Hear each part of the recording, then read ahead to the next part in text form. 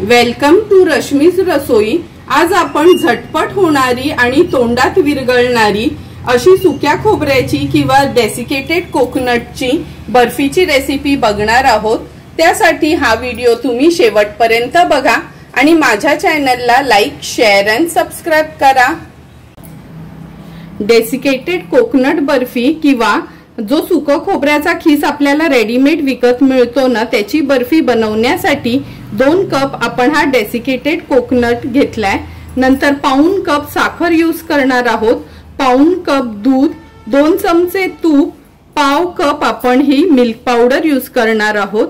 हे रोज सिरप घेतले कारण का हाफ मी ह्याची रोज बर्फी बनवणार आहे, त्यासाठी हे रोज सिरप यूज करणार आहोत। नंतर अर्धा चमचा आपण हे रोज एसेन्स घेतले। गार्निशिंग साठी पिस्ता बारीक अगदी चिरून घेतलेत आणि वेलची पूड यूज करणार आहोत। बर्फी बनवायला सुरुवात करण्या अगोदर व्यवस्थित आपण तुपानी ग्रीस करून घेऊया ह्या ट्रेला सर्व बाजूनी। जरी बटर पेपर घातला असेल तरी पण आपण तुपानी नक्की ह्याला ग्रीस करून घ्यायचं आहे, म्हणजे बर्फी इझिली निघते। हे बघा, अशा पद्धतीने ह्या ट्रेला आपण तुपानी ग्रीस करून घेतले। हा ट्रे नसेल आणि तुम्ही ताट यूज केलं तरी पण चालू शकते। ट्रेला तुपानी ग्रीस केल्यानंतर आपण गॅसवर हा हेवी गेजचा एक पॅन ठेवलाय। चमचाभरच आपण ह्याच्यात तूप घेणार आहोत। तूप ऍड केल्यावर ह्या पॅनला व्यवस्थित थोडंसं हलवून घ्यायचं आहे।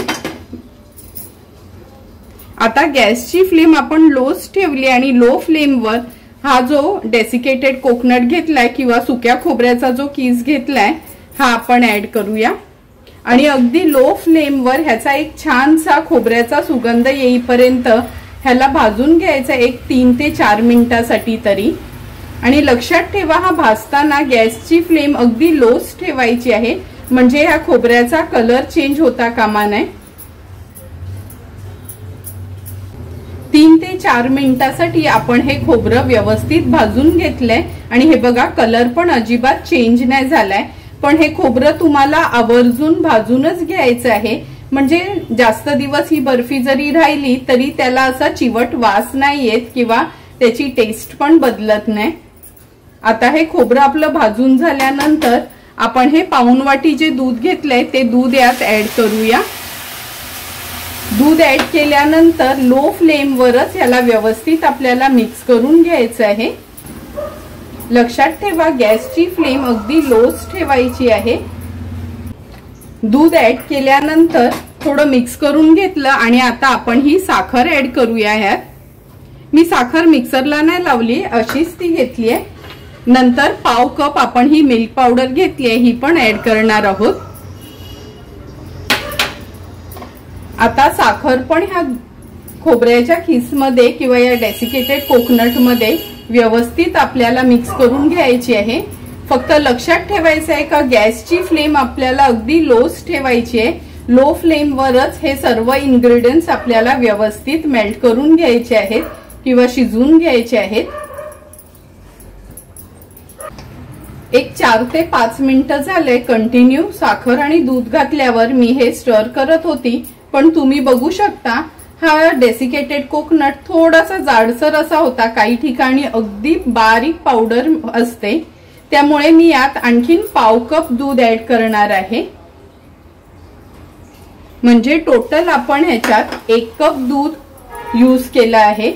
आता लो फ्लेमवरच हे व्यवस्थित आपल्याला मिक्स करून घ्यायचं आहे, म्हणजे साखर पण लवकर मेल्ट होईल।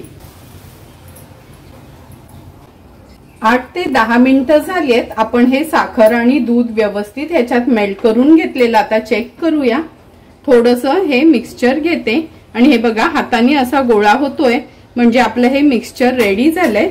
आता ह्याच्यात मी वेलची पूड ऍड करते आणि हे मिक्सचर पुन्हा एकदा व्यवस्थित मिक्स करून घेते। आता हे मिक्सचर आपलं व्यवस्थित मिक्स करून झालंय। मी यातला हाफ मिक्सचर काढून घेते एका बोलमध्ये।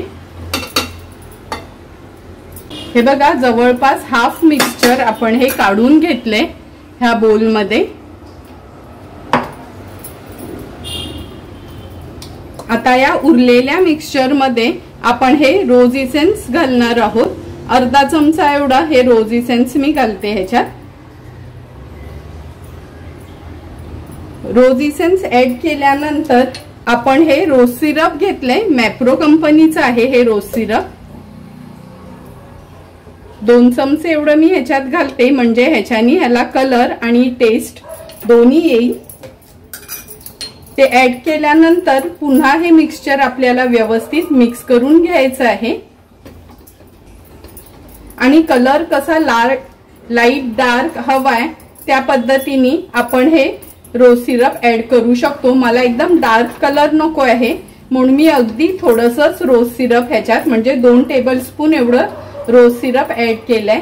तुम्ही रोजचं क्रश असेल तरी ते यूज केलं तरी चालू शकते। आता व्यवस्थित ह्याला कलर येण्यासाठी ह्याला एकजीव करून घ्यायचं आहे। रोज सिरप आणि रोज इसेन्स ऍड केल्यानंतर हे व्यवस्थित मिक्स करून घेतलंय आणि मी अगोदरच गॅस स्विच ऑफ केलेला, कारण का हे बॅटर तर आपलं व्यवस्थित तयार झालेलं। आणि जर तुमच्याकडे रोज सिरप नसेल तर तुम्ही फूड कलर असतो पिंक कलरचा तो ऍड केला तरी चालू शकतो, पण रोज सिरप आणि रोज इसेन्स टाकलं तर खूप छान फ्लेवर येतो। आता लगेचच याच्या वड्या थापून घेऊया आपण। हा ग्रीस केलेला ट्रे आहे। सर्वात आधी हे व्हाईट वालच आपला जो बेस आहे कोकोनटचा तो ऍड करूया आणि व्यवस्थित ह्याला ना असं थापून घेऊया घट्टसर। स्पॅच्युला असेल नाहीतर कालता असेल त्याच्याने तुम्ही थापलात तरी चालू शकते।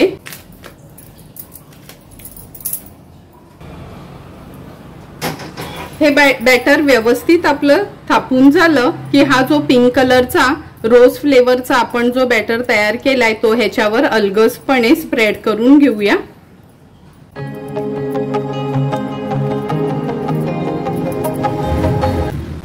अगदी युनिफॉर्म वेनी आपल्याला हे स्प्रेड करून घ्यायचं आहे ह्याच्यावर।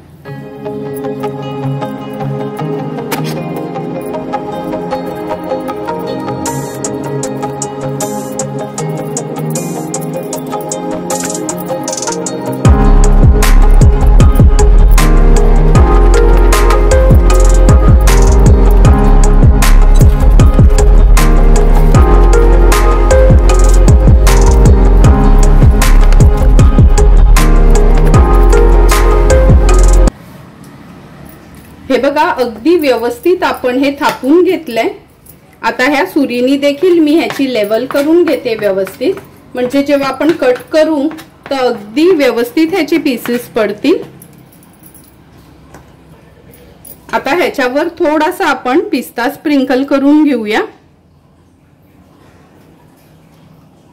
तुमच्याकडे जर सिल्वर अर्क असेल चांदीचा अर्क तर तो तुम्ही लावलात तरी पण ही बर्फी खूप छान दिसते।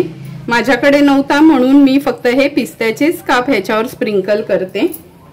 स्प्रिंकल केल्यानंतर ह्या स्पॅच्युलानी पुन्हा ह्याला थोडंसं दाबून घेते म्हणजे ते व्यवस्थित चिकटले जातील।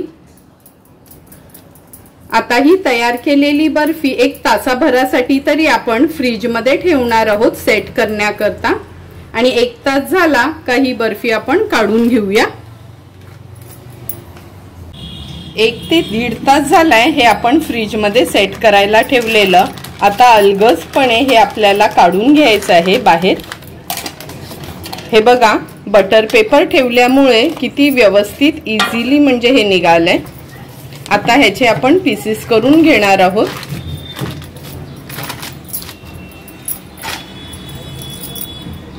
मी ह्याचे स्क्वेअर पीसेसच करून घेते। पिस्ता वरती आपण डेकोरेट केल्यामुळे किती सुंदर अशी ही बर्फी दिसते, जशी का आपण मार्केटमधनच विकत आणली आहे अशी। आणि हे बघा फ्रीज मध्ये सेट करण्याकरता ठेवल्यामुळे किती इझिली आणि व्यवस्थित ही कट होते।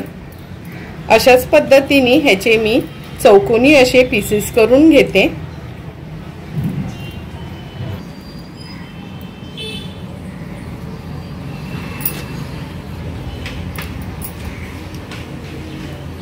जर तुमच्याकडे चांदीचा वर्क असेल तर तो लावलात तर अगदी आपण बाजारात ही खोबऱ्याची बर्फी आणतो ना सेम तशीच दिसते।